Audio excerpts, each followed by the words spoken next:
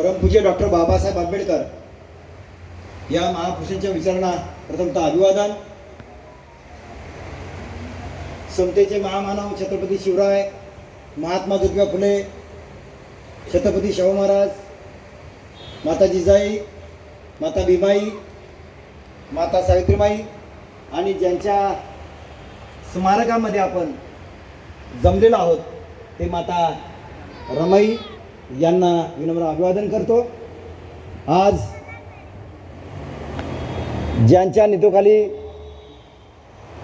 आपण सर्वजण काम करत आहोत किंवा त्याच्या अगोदर 45 वर्ष ज्यांच्या नेतृत्वाखाली काम केलं त्या आदरणीय महापुरुष मिराताई आंबेडकर यांच्या कार्याला वंदन. ज्यांच्या नेतृत्वाखाली आपण नवीन आगळ्या आणि वेगळ्या पद्धतीने काम करतोय ते बाबासाहेब आंबेडकरांचे नातू, जे बुद्धिस्ट स्वातंत्र्य इंडियाचे ट्रस्टी, राष्ट्रीय कार्याध्यक्ष, समता दलाचे राष्ट्रीय अध्यक्ष आदरणीय डॉक्टर भीमराव आंबेडकर साहेब, त्याचबरोबर म्हणते सुमेशजी यांना वंदन करतो. त्याचबरोबर मंचकावर असलेल्या भारतीय बौद्ध समाजाच्या राष्ट्रीय उपाध्यक्षा पवारताई, राष्ट्रीय सचिव गायकवाड गुरुजी, महाराष्ट्राच्या अध्यक्षा स्वातीताई, मुंबईचे अध्यक्षा कासलेताई आणि ज्यांच्या अध्यक्षाखाली बैठक सुरू आहे, कार्यक्रम सुरू आहे ते मुंबईचे सन्माननीय अध्यक्ष विलास वानखेडेजी आणि तुम्ही चांगल्या मोठ्या संख्येने उपस्थित असलेले सर्व महिला कार्यकर्ते, पदाधिकारी, बंधू आणि भगिनीनो आणि समता सिंधल या सगळ्यांना आपल्याला जय भीम. खूप आनंद यासाठी होतोय की भारतीय बौद्ध महासभेच्या इतिहासामध्ये एक नवीन पर्व जसं भीमराव आंबेडकरांच्या नेतृत्वाखाली सुरू झाले त्यातलाच एक भाग म्हणून ज्या ठिकाणी माता रमाईचं स्मारक आहे, ज्या ठिकाणी माता रमाईला अंतिम संस्कार माता रमाईचे करण्यात आले त्या भूमीला नाव दिले त्याग भूमी. खूप छान वाटलं मला की माता रमाईचं जी भूमी म्हणून लागले तर त्याग भूमी अत्यंत चांगलं नाव. आमच्या इथले मला वाटतं की अमोल साळुंके आणि त्यांची सर्व टीम आणि हे सगळी बघणारी सगळी मंडळी आपण खूप छान पद्धतीने केले. पण आता माता रमाईचं इथं त्याग भूमी म्हणलेलं आहे तर सगळंच त्याग केले असं दिसते मला. तर आता त्याग मूर्ती, स्फूर्ती मूर्ती रमाईचं इथं यशोचित स्मारक डॉक्टर भीमराव आंबेडकर साहेबांच्या मार्गदर्शनाखाली आता संपन्न होणार. भारतीय बौद्ध महासभेची ताकद, बाबासाहेब परिवारांची ताकद ही आता या ठिकाणी माता रमाईच्या स्मारकाच्या निमित्तानं करेल. अमोल साळुंके या सगळ्यांना माझी आपल्याला आग्रहाची विनंती आहे की या ठिकाणी माता रमाईचं जे काही मुंबईमधलं अत्यंत म्हणजे 6 डिसेंबर असू द्या, 14 एप्रिल असू द्या, आता आपल्याला बाबासाहेबांच्या जेवढे काही चैत्यभूमी शिबिरं होतील, जेवढे काही चैत्यभूमी कार्यक्रम होतील, म्हणजे वेगवेगळ्या प्रकारचे महिलांची शिबिरं असतील, पुरुषांची शिबिरं असतील, तर ते एक सर्किट पूर्ण होईल आता की बाबासाहेब आंबेडकरांचं राजगृह, बाबासाहेब आंबेडकरांची चैत्यभूमी, बाबासाहेब आंबेडकर भवन, बाबासाहेब आंबेडकरचं कॉलेज सिद्धार्थ कॉलेज, बाबासाहेब आंबेडकरांची ज्यांनी बाबासाहेब आंबेडकरला स्फूर्ती दिली ती स्फूर्ती मूर्ती रमाई, हे रमाईचं स्मारक या ठिकाणी आता आम्ही 10 दिवसाचं शिबिर असेल ते 11 दिवसाचं शिबिर करणार आहोत आणि 1 दिवस हे सर्किट पूर्ण होईल. हे आम्ही दर्शनासाठी देणार, लोकांना इकडे यावं लागणार. आज छान पद्धतीने आपण कार्यक्रम मुंबई प्रदेशनं दोन्ही महिला आणि पुरुष कार्यकारिणी केलेला आहे.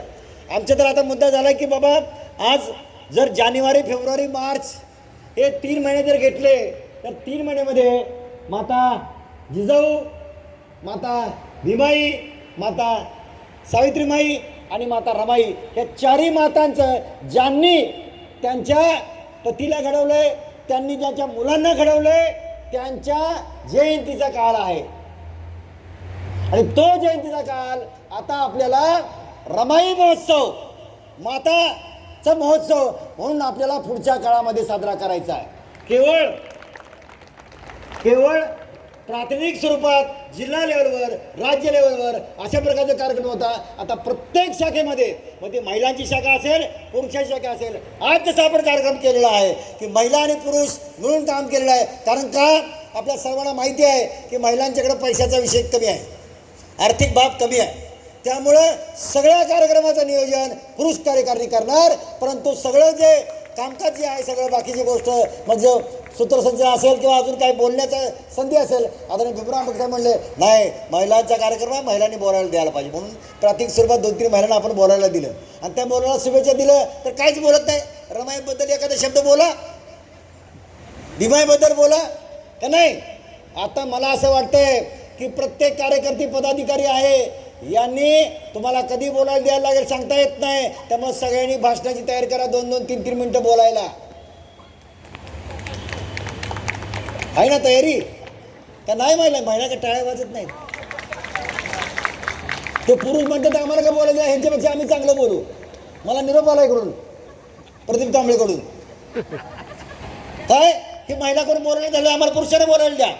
मग शेवटी काय झालं बघा की आपल्याला महिलांचा कार्यक्रम महिलांनी बोलायला पाहिजे, पुरुषांचा कार्यक्रम पुरुषांनी बोलायला पाहिजे संयुक्तपणे. आज आपण जो कार्यक्रम घेतलाय तो जागतिक महिला दिनाच्या पूर्वसंध्येला घेतला. 8 मार्च जागतिक महिला दिन, त्याचा पण विषय करा. कसा आहे की महिलांना स्फूर्ती दिली आणि स्फूर्ती कुठे द्यायला पाहिजे, महिलांना स्फूर्ती द्यायला पाहिजे काय, ती तर द्यायलाच पाहिजे, ती तर द्यायलाच पाहिजे. सासूच्या रूपात, आईच्या रूपात, बहिणीच्या रूपात, म्हणून काय अजून त्या बाकी सगळ्या काय जाऊ त्या ताई जाऊ म्हणतात जाऊ, या सगळ्यांनी तर स्फूर्ती द्यायला पाहिजे. त्याचबरोबर भाऊ म्हणून, वडील म्हणून, पती म्हणून पुरुषांनी सुद्धा महिलांना सन्मान द्यायला पाहिजे, स्फूर्ती द्यायला पाहिजे. आणि ही देण्यासाठी हे जर कोण काम करत असेल तर बाबासाहेबांचे नातू डॉक्टर भीमराव आंबेडकर साहेब भारतीय बौद्ध महासभा समता सिंदर करताय. ते करण्यासाठी तुम्हाला सगळ्यांना विचारामध्ये थोडासा फरक करावा लागेल, विचारामध्ये थोडासा बदल करावा लागेल, समजुतीनं काम करावं लागेल. करुणा मैत्री जी मुद्दाची आहे ती करावं लागेल. माता रमाईकडे बघितल्यानंतर येते का ते त्यांच्या फोटोकडे बघितलं येतो का राग, दिसतो का राग त्याच्यात. हां आपल्या महिला काय काय बोलतात कधी कधी हां का नाही. तर ते आपल्याला माता रमाईची खरी स्फूर्ती घ्यायची असेल, तिनं कशी बाबासाहेबांना दिली स्फूर्ती, तशी तिनं कसे सगळं कुटुंब पूर्ण केलं, तर तशा पद्धतीने घ्या. मग भीमाई असतील, माता सावित्रीबाई असतील, बघा ना या गोष्टी, यांच्या चरित्र बघा, सगळं कसं आहे चरित्र बघा, वाचून बघा. त्यामुळं ते आपल्या जीवनामध्ये उतरलं पाहिजे. आणि एवढंच नाही, ज्यांनी बघा ना की हे कोण मोठं झालं, बाबासाहेब, सावित्रीबाई का नाही, म्हणजे सावित्री फुले यांनी स्फूर्ती दिली का नाही. त्यामुळं आपल्याला आता एकमेकाला स्फूर्ती द्यावं लागेल, तर एकमेकाचे पाय ओढायचं काम करता येणार नाही. आता तसं कोणी करत असेल महिलांच्या बाबतीत तर पुरुषांचा काय होईल, कार्यक्रम होईल, कळले. त्यामुळं आजच रात्री सर आजच एक भयानक तक्रार आली माझ्याकडं, महिलेची तक्रार आली पुरुषाबद्दल, कळलंय का. त्यामुळं काही गोष्टी अशा तक्रार येऊ नयेत.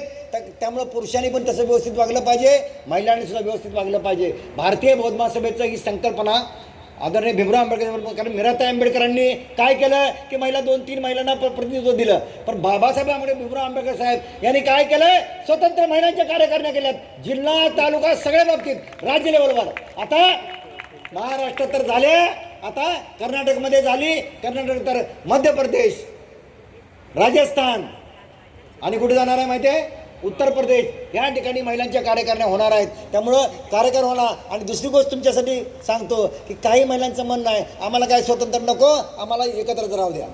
तर त्याचा विचार करा महिला कार्यकारिणीनं काय. त्यामुळं माता रमाईची जयंती, भीमाईची जयंती, सावित्रीमाईची जयंती, बरोबर आहे, आणि रमाईची जयंती आणि जिजाऊबाईची जयंती, ही जयंती साजरी करताना आपल्याला ही स्फूर्ती द्यावी लागेल, लोकांना ताकद द्यावी लागेल. आणि ती ताकद देण्यासाठी हा भारतीय बौद्ध महासभा पूर्ण केंद्रीय कार्यालय, पूर्ण सगळे केंद्रीय पदाधिकारी तुमच्याशी सगळ्याशी बरोबर आहेत. त्यामुळे तुम्ही काही चिंता करू नका. आणि येणाऱ्या काळात माता रमाईचा आणि ह्या 4 महिलांचा मातांचा महोत्सव आपल्याला साजरा करायचा आहे. कसा करायचा, काय करायचा, साहेब मार्गदर्शन करतील आणि मग त्याच्यानंतर आपल्याला महोत्सव साजरा करायचा आहे. मी सर चेंबूरच्या जल्लूबाई कंपाऊंडमध्ये एका कार्यक्रमाच्या निमित्तानं गेलो होतो आणि त्या कार्यक्रमानिमित्तानं खूप सुंदर कार्यक्रम जल्लूबाई कंपाऊंडमध्ये महिलांनी कार्यक्रम आयोजित केला होता. आणि त्या महिलांनीच सांस्कृतिक कार्यक्रम, महिलांनीच